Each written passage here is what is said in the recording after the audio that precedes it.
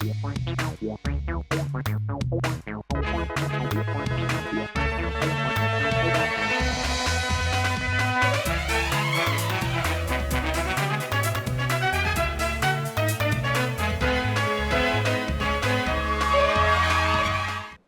आप देख रहे हैं राष्ट्रीय समाचार और मैं हूं आपके साथ प्रिया पांडे।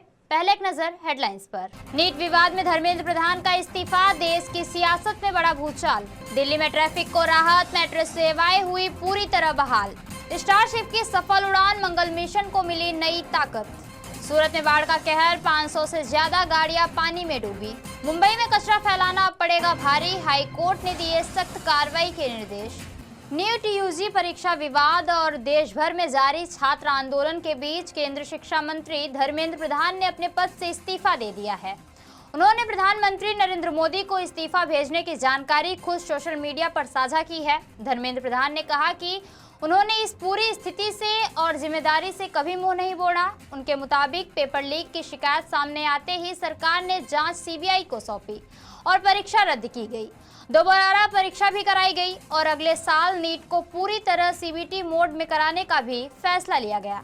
उन्होंने कहा कि 20 लाख से अधिक छात्रों की निष्पक्ष परीक्षा कराना उनकी सर्वोच्च प्राथमिकता थी, लेकिन हाल के घटनाक्रम और जंतर मंतर से लेकर देश भर में बने माहौल को देखते हुए उन्होंने इस्तीफा देने का फैसला किया ताकि छात्रों का भविष्य कानूनी और राजनीतिक विवादों में ना उलझे। धर्मेंद्र प्रधान ने अपने पत्र में कहा कि युवाओं की आकांक्षाओं को वह हमेशा सम्मान करते हैं और आगे भी राष्ट्र सेवा तथा देश के छात्रों के हितों में काम करते रहेंगे। केंद्रीय शिक्षा मंत्री धर्मेंद्र प्रधान के इस्तीफे के बाद जंतर मंतर प्रदर्शन कर रहे सीजेपी के संस्थापक अभिजीत दीपके ने बड़ा बयान दिया है। उन्होंने कहा कि यह सिर्फ शुरुआत है और अभी पहला विकेट ही गिरा है। अभिजीत दीपके ने दावा किया कि लोगों ने उन्हें कहा था कि सरकार में इस्तीफे नहीं होते, लेकिन आंदोलन ने सरकार को झुकने पर मजबूर कर दिया। उन्होंने कहा कि अगर जनता डरे नहीं और एकजुट होकर आवाज उठाए तो जवाबदेही तय कराई जा सकती है। इस दौरान दीपके ने जंतर मंतर पर मौजूद पुलिस को लेकर भी तीखी टिप्पणी की। वहीं शिक्षा मंत्री के इस्तीफे पर विपक्षी नेताओं ने भी अपनी प्रतिक्रिया दी है। आम आदमी पार्टी और कांग्रेस के नेताओं ने इसे छात्रों के आंदोलन की जीत बताया, जबकि सरकार की ओर से अभी इस पर कोई आधिकारिक प्रतिक्रिया सामने नहीं आई है।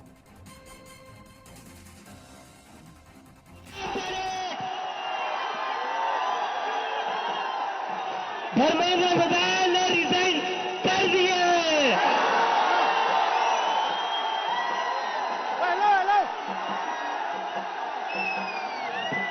We have flourished it. क्या कहते थे ये? क्या कहते थे? इस सरकार में इस्तीफे नहीं होते। क्या कहते थे? इस सरकार में इस्तीफे नहीं होते। हम कहना चाहते, झुकती है दुनिया, झुकाने वाला चाहिए। केंद्रीय शिक्षा मंत्री धर्मेंद्र प्रधान के इस्तीफे के बाद सामाजिक कार्यकर्ता सोनम वांगचुक ने इसे लोकतंत्र और शांतिपूर्ण जन आंदोलन की जीत बताया है। उन्होंने कहा कि यह फैसला देश भर के युवाओं के धैर्य, संघर्ष और जनता की आवाज की ताकत का परिणाम है। सोनम वांगचुक ने सोशल मीडिया पर लिखा कि यह लोकतंत्र की जीत है, सड़कों से निकले प्रत्यक्ष लोकतंत्र की जीत है और शांति व लगातार संघर्ष की भी जीत है। उन्होंने सीजेपी, देश भर के जनजी छात्रों और आंदोलन का समर्थन करने वाले नागरिकों को भी बधाई दी। वांगचुक ने कहा कि अब केवल जवाबदेही तय करने से आगे बढ़कर शिक्षा व्यवस्था में व्यापक सुधार करने का समय है। उनके मुताबिक परीक्षा प्रणाली को पारदर्शी बनाना, पेपर लीक पर प्रभावी रोक लगाना और छात्रों को भरोसा बहाल करना अब सरकार की सबसे बड़ी जिम्मेदारी होगी। केंद्रीय शिक्षा मंत्री के इस्तीफे के बाद कांग्रेस नेता राहुल गांधी की पहली प्रतिक्रिया सामने आई है। राहुल गांधी ने इसे शिक्षा व्यवस्था में सुधार की दिशा में बड़ा कदम बताया और आंदोलन कर रहे छात्रों को बधाई भी दी। राहुल गांधी ने कहा कि देश भर के छात्रों और युवाओं ने लोकतांत्रिक तरीके से अपनी आवाज बुलंद की, जिसका असर अब दिखाई दे रहा है। उन्होंने कहा कि छात्रों ने अपने अधिकारों और भविष्य की रक्षा के लिए साहस के साथ संघर्ष भी किया। राहुल गांधी ने सरकार से 2 और मांगे भी रखी। उन्होंने कहा कि प्रधानमंत्री छात्रों से माफी मांगे और प्रदर्शन के दौरान छात्रों पर हुई कार्रवाई के जिम्मेदार लोगों के खिलाफ सख्त कदम उठाए। उन्होंने युवाओं से लोकतांत्रिक तरीके से अपने अधिकारों के लिए संघर्ष जारी रखने का भी अपील की है। दिल्ली में छात्र प्रदर्शन के बीच बंद किए गए प्रमुख मेट्रो स्टेशन अब दोबारा खोल दिए गए हैं। हालात सामान्य होने के बाद राजीव चौक, मंडी हाउस और केंद्रीय सचिवालय समेत सभी एंट्री एग्जिट गेट यात्रियों के लिए खोल दिए गए हैं। दिल्ली पुलिस ने प्रदर्शनकारियों से अपील की है कि सभी लोग शांतिपूर्वक अपने अपने घर लौट जाएं। वहीं दिल्ली मेट्रो रेल कॉरपोरेशन ने भी पुष्टि की है कि मेट्रो सेवाएं अब सामान्य रूप से संचालित हो रही हैं। छात्र आंदोलन और सुरक्षा व्यवस्था को देखते हुए इन स्टेशनों को एहतियातन बंद किया गया था। फिलहाल सभी स्टेशनों पर सुरक्षा बल तैनात है और यात्रियों की आवाजाही सामान्य हो गई है। पश्चिम बंगाल में नीट पेपर लीक के विरोध प्रदर्शन के दौरान हिंसा का मामला तूल पकड़ गया है।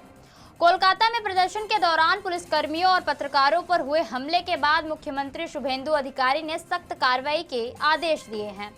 मुख्यमंत्री ने अस्पताल पहुंचकर घायल पुलिसकर्मियों और पत्रकारों से मुलाकात की और अधिकारियों को बेहतर इलाज सुनिश्चित करने के भी निर्देश दिए। साथ ही उन्होंने पुलिस आयुक्त को सभी आरोपियों की पहचान कर उनके खिलाफ कड़ी कानूनी कार्रवाई करने का भी आदेश दिया। शुभेंदु अधिकारी ने दावा किया कि प्रदर्शन में शामिल उपद्रवियों ने पुलिस और मीडिया कर्मियों पर बोतलें, ईंटें फेंकी, जिसमें कई पत्रकार घायल हुए। उन्होंने कहा कि दोषियों पर गुंडा दमन एक्ट के तहत कार्रवाई की जाएगी और अब तक कई लोगों की पहचान भी कर ली गई है। उधर विपक्षी नेताओं ने भी पत्रकारों पर हुए हमले की निंदा करते हुए दोषियों के खिलाफ त्वरित कार्रवाई की मांग की है। स्पेस एक्स ने दुनिया के सबसे बड़े रॉकेट स्टारशिप की 13वीं टेस्ट फ्लाइट सफलतापूर्वक लॉन्च कर दी है। टेक्सास के स्टारबेस से उड़ान भरने वाले इस मिशन में 20 नए स्टारलिंक V3 सैटेलाइट अंतरिक्ष में तैनात किए गए। उड़ान के दौरान सुपर हेवी बूस्टर और स्टारशिप सफलतापूर्वक अलग हुए। हालांकि बूस्टर की सॉफ्ट लैंडिंग पूरी तरह सफल नहीं रही, लेकिन स्टारशिप ने अपने अधिकांश अहम लक्ष्य पूरे किए। मिशन के अंत में इसका हिंद महासागर में नियंत्रित स्प्लैश डाउन भी कराया गया। इस उड़ान के दौरान re entry, heat shield, control system और सैटेलाइट तैनाती जैसे कई महत्वपूर्ण तकनीकों का सफल परीक्षण भी किया गया। स्पेसएक्स का कहना है कि इस मिशन से मिले डेटा का इस्तेमाल आने वाली उड़ानों को और बेहतर बनाने में किया जाएगा। स्टारशिप को भविष्य में नासा के चंद्र मिशन और स्पेसएक्स के मंगल मिशन की सबसे अहम कड़ी माना जा रहा है। हर नई टेस्ट फ्लाइट के साथ इंसानों को चांद और मंगल तक पहुंचाने का सपना एक कदम और करीब नजर आ रहा है। गुजरात में लगातार हो रही मूसलाधार बारिश ने सूरत में बाढ़ जैसे हालात पैदा कर दिए हैं। सबसे ज्यादा असर लिंबायत के कमरू नगर इलाके में देखने को मिला, जहां पूरा इलाका पानी में ही डूब गया। ड्रोन से सामने आई तस्वीरों में चारों ओर सिर्फ पानी ही पानी नजर आ रहा है। कमरू नगर आवास के एक गोदाम में खड़ी 500 से ज्यादा कारें, बाइक और रिक्शा बाढ़ के पानी में समा गए। कई वाहनों के इंजन और इलेक्ट्रिकल सिस्टम में पानी भरने से भारी नुकसान की आशंका भी जताई जा रही है। जलभराव के कारण कई परिवार अपने घरों में फंसे हुए हैं। पीने का पानी, दूध, दवाइयाँ और रोजमर्रा की जरूरी चीजों की सप्लाई भी प्रभावित हुई है। प्रशासन की टीमें राहत और बचाव कार्य में जुटी है, लेकिन पानी का स्तर कम होने तक लोगों की मुश्किलें बने रहने की भी आशंका जताई जा रही है। मुंबई में सार्वजनिक जगहों पर कचरा और प्लास्टिक फेंकने वालों के खिलाफ अब सख्त कार्रवाई होगी। बॉम्बे हाई कोर्ट ने बीएमसी को निर्देश दिया है कि ऐसे लोगों पर जरूरत पड़ने पर आपराधिक मुकदमे भी दर्ज किए जाएं। अदालत ने कहा कि सड़कों, नालों और समुद्र में पहुंच रहा कचरा पर्यावरण के लिए गंभीर खतरा बन चुका है। कोर्ट ने चेतावनी दी कि अगर इस समस्या पर समय रहते रोक नहीं लगी तो इसके दूरगामी और गंभीर परिणाम सामने आएंगे।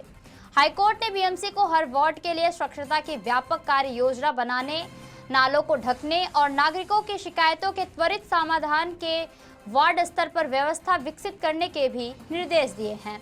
साथ ही नागरिकों से भी सार्वजनिक स्वच्छता के प्रति अपनी जिम्मेदारी निभाने की अपील भी की गई है। तो ये थी अब तक की खास खबरें, और खबरों के लिए बने रहिए राष्ट्रीय समाचार के साथ। तब तक के लिए नमस्कार।